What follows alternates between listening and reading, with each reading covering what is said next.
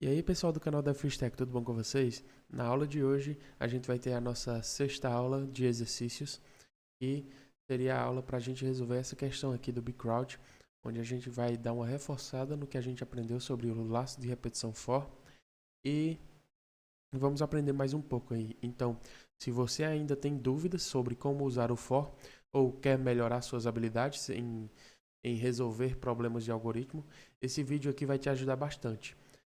Vamos começar resolvendo a questão 1059 do bcrowd, que envolve exibir números pares, e em seguida vamos revisar o conceito de for aninhado com o exemplo da tabuada que eu falei na aula anterior, que foi um dos desafios que eu passei para vocês. Então vamos resolver os dois desafios. Um desafio vai ser resolvido ao resolver a questão do bcrowd, que seria essa daqui, que seria o primeiro desafio que eu passei para vocês foi exibir os números pares em um intervalo de 0 a 20. No caso aqui é exibir os números pares no intervalo de 1 a 100, que a questão nos pede. E a gente vai fazer basicamente isso. E logo em seguida, a gente também vai fazer a questão de fazer as tabuadas de 1 a 10. Então vamos por partes e vamos resolver aqui a primeira questão para não enrolar tanto. Então, contextualizando aqui, qualquer coisa, se vocês quiserem abrir o site, só abrir o bcrowd e abrir a questão 1059, certo? Contextualizando a questão, ela pede que a gente mostre a lista de números pares no intervalo de 1 a 100, certo? Para isso, vou abrir aqui o nosso projeto da nossa questão.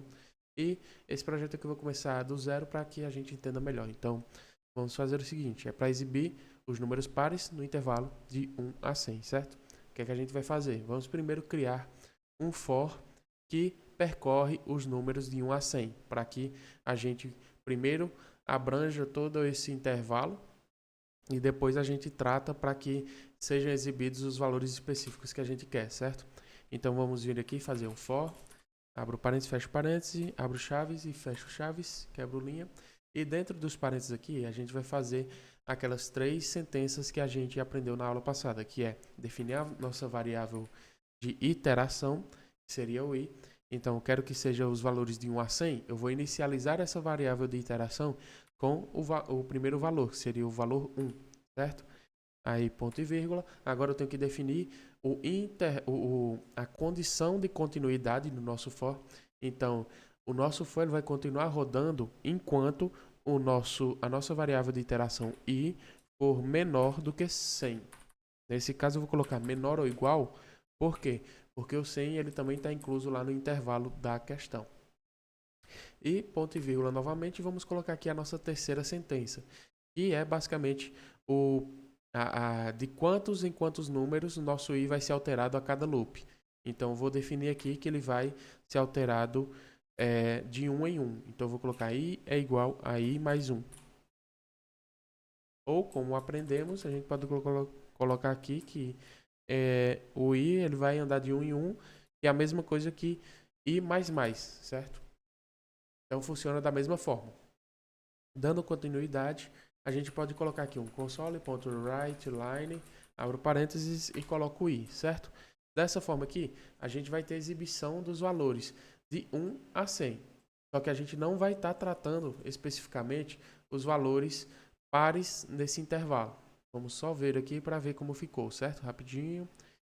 E só um minutinho que está buildando. Pronto, buildou. E aqui a gente pode ver que foi justamente o que eu falei. Está mostrando todos os valores de 1 a 100. Para que a gente mostre apenas os números pares, temos duas formas, certo? A primeira forma é uma que vocês não viram, mas é utilizando a estrutura que a gente aprendeu, que é a estrutura condicional, e utilizando uma comparação diferente das que eu mostrei anteriormente, que é utilizando a operação com o símbolo de porcentagem, certo? Então, vou escrever aqui e eu já explico. Então, vou colocar aqui if e porcentagem 2 igual a zero. O que é que isso aqui quer dizer? O que é que isso significa, certo? Na linguagem de programação C# e em muitas outras, né, é utilizado o sinal de porcentagem para o resto da divisão. Então, o que é que acontece? O que é o resto da divisão? É o valor que sobra quando você divide um número por outro. Então, digamos que eu divido, por exemplo, 3 por 5. Quando eu divido 3 por 5, o valor da divisão, sem ser quebrado, é 1 e sobra 2, certo? Então, o resto da divisão resultante é o valor 2. Quando eu divido 2 por 3, o valor inteiro da divisão é 1 e sobra 1. Por quê? 1 vezes 2 é 2, mais 1 que sobrou dá 3, que é o valor que a gente estava dividindo. Então, é basicamente essa a ideia. Então, quando eu faço i porcentagem 2 igual a 0, por que isso aqui vai me entregar todos os valores pares? Porque todo valor par dividido por 2, ele resulta em 0 no resto da divisão, porque sempre vai ter uma divisão exata. Por exemplo, 2 dividido por 2 dá 1, 2 dividido e não tem resto, 2 dividido por 4 dá 2 e não tem resto, 2 dividido por 16 dá 8 e não tem resto. Então, todos os números pares, sem exceção, eles seguem essa regra com a divisão por 2, certo? Então, dessa forma que a gente já vai estar considerando todos os números pares. Mas e se eu quisesse os números ímpares? Era só colocar uma exclamação aqui no lugar do igual a igual. Eu coloco exclamação igual e aí eu estou considerando que todo número que for diferente, que o resto da divisão for diferente o resto da divisão por 2 for diferente de 0, eu vou mostrar. Ou seja, vai aparecer todos os números que não são pares. Como a gente já assimilou aqui que quando é 0 é par. Então, o que não é par é ímpar, né? Se a gente considerar de maneira lógica. Então é basicamente isso. Dessa forma que se a gente rodar o código, ele já vai estar apresentando aqui apenas os valores pares. Então, para a questão que a gente viu na aula passada, o que ia ocorrer? O que a gente ia precisar? O desafio que eu passei para vocês. Só precisaria colocar aqui 0 e 20 no lugar do 100. E a questão já estaria resolucionada, né? Porque esse foi o intervalo que eu falei na questão passada. Mas como a questão aqui é de 1 a 100, ficou de 1 a 100. E ele mostrou aqui todos os valores de 1 a 100 que são pares. Se eu submeter isso aqui lá no URI, no bcrowd, a gente vai ver que vai dar certo. Então, vou colocar aqui a linguagem C#, vou colocar meu código, vou enviar, selecionar semáforos, verificar, esperar. E foi aceito, tá vendo? Pronto. Agora, para não perdermos muito tempo, eu vou mostrar outra forma que a gente poderia resolucionar isso, sem precisar do nosso if, certo? Sem o if, o que é que a gente pode fazer também? O i, ele começa com 1 e termina com 100, certo? Eu posso começar o meu i com 0, 0, e mudar a quantidade de saltos que vai ocorrer na minha variável de interação. Ou seja, eu posso colocar aqui muito bem que i vai pular de 2 em 2 valores. Ou seja, o i ele vai ser igual a i mais 2 a cada loop que ocorrer. O que é que isso aqui vai me resultar? Basicamente, eu estou iniciando em 0. No caso aqui eu tenho que iniciar em 2, né? Porque o 0 ele não faz parte do nosso intervalo. Então, eu estou iniciando em 2. O próximo número, depois do primeiro loop, seria o 2 mais 2, ou seja, 4. Depois seria 6, depois seria 8, depois seria 10 e assim sucessivamente até chegar no valor limite que seria o 100. Então vamos ver aqui e vai estar da mesma maneira. Ó, pronto. Também apresentando os números pares, é uma outra forma de resolução e a gente pode submeter também tranquilamente que vai ser aceito no nosso bcrowd. Então, vou submeter aqui rapidinho para vocês verem. C# aqui, enviar. Pronto, enviado e foi aceito, certo? Tranquilamente. Pronto. Essa era a questão. Para que não perdamos muito tempo, vamos passar logo para a próxima. Qualquer dúvida, vocês podem deixar nos comentários. Não se esqueçam de se inscrever no canal, ativar as notificações para os nossos novos conteúdos. Então, qual era a próxima questão? era exibir a tabuada de 1 a 10. Ou seja, aquelas tabuadas que a gente vê quando é criança, que tem a tabuada do 1, 1 vezes 1, vezes 2, vezes 3, vezes 4, vezes 5, e assim sucessivamente até chegar em 10. E tem a tabuada do 2, do 3, do 4 e assim vai. Então a gente vai fazer justamente isso aqui. Como é que a gente pode fazer isso? Na aula anterior eu falei que isso seria necessário utilizar for aninhados, que a gente chama. Ou seja, o for aninhado é basicamente quando a gente usa um for dentro do outro. Ou seja, eu posso fazer aqui um for, abro e fecho parênteses, abro e fecho aspas, chaves.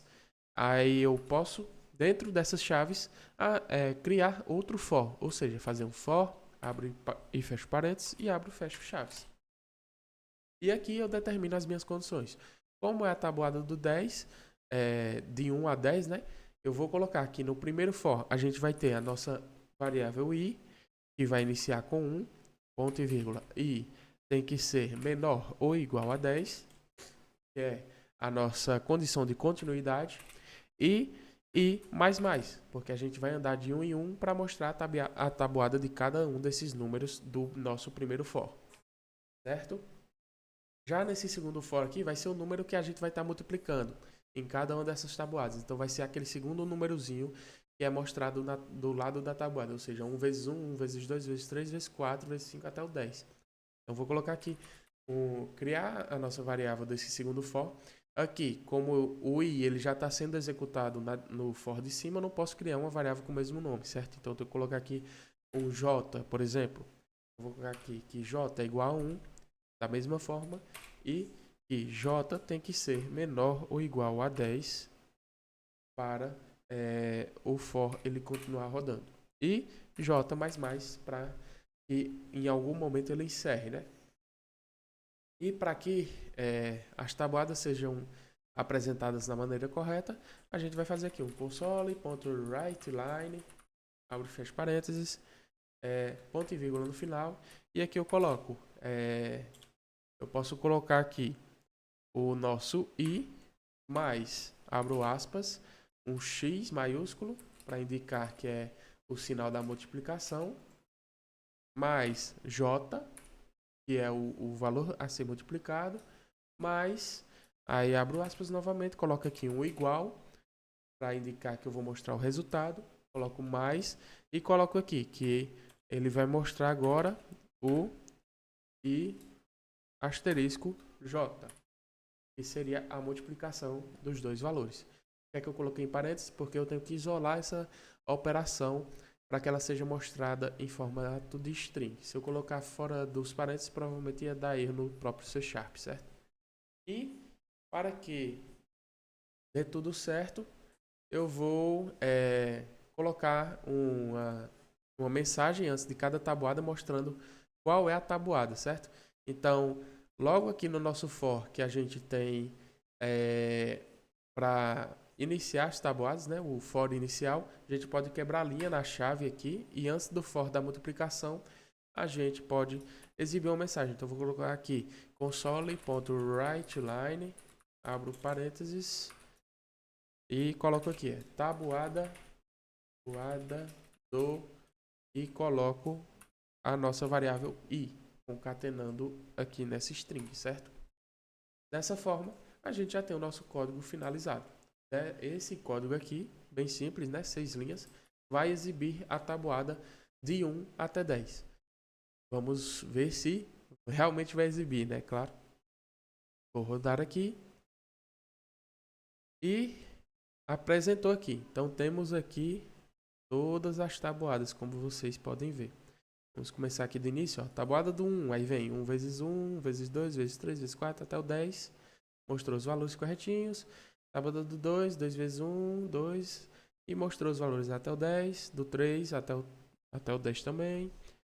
Do 4, da mesma forma. Como é um código repetitivo, aqui a gente pode ter certeza de que se deu certo para o primeiro valor, para os outros também deu. Para a sequência dos primeiros valores, né, para os outros também deu. Porque é um negócio que é lógico, né? Então, aqui temos todas as tabuadas, de 1 a 10, certo? Então, pessoal, esse foi o vídeo de hoje. Eu fui um pouco mais rápido, porque como tinha 2 questões para resolver, Eu não queria deixar o vídeo tão longo. Espero que tenham gostado. Não se esqueçam de se inscrever aí no canal. Muito obrigado aí por assistirem até aqui. E até a próxima. Tchau, tchau, pessoal.